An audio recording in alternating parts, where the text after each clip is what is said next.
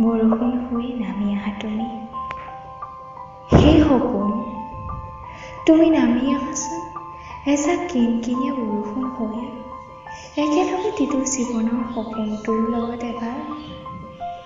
সৰু সৰু বৰষুণৰ টোপাল ভৰি সাক্ষী হৈ ৰ'ব সেই সুন্দৰ মুহূৰ্তৰ।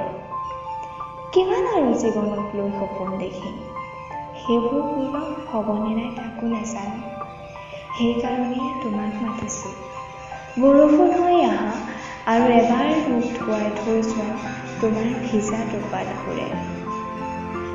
এটা কথা পিছে, সপোন মানে মই কোনো ব্যক্তিৰ কথা কোৱা নাই, জীৱনৰ সপোনৰ কথা কৈছোঁ, ফিউচাৰ ড্ৰিমৰ কথা।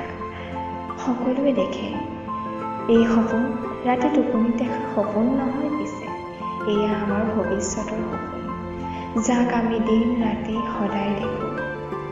মন যায় সেইকাৰণে সেই ভৱিষ্যতৰ সপোন নামৰ শব্দটোৰ সৈতে মুখামুখি হ'বলৈ আৰু এবাৰ সেই বাৰিষাৰ বৰষুণ জাকত তাৰ সৈতে তিতিবলৈ।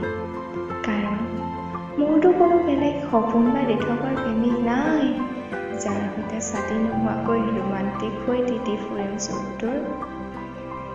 সেয়ে মই মোৰ ভৱিষ্যতটোকে প্ৰেমিক বুলি ভাবি লৈছোঁ।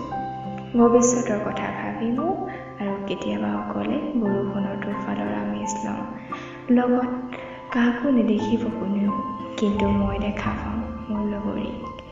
চাৰিওফালে সেমেকা হৈ আহিব পৰিৱেশ আৰু এজাক ভাল লগা চঞ্চল বতাহৰ লগতে সৰু সৰু টোপাল হৈ নামি আহিব এই ধৰিত্ৰীলৈ মোৰ মৰমৰ বৰষুণ জাক।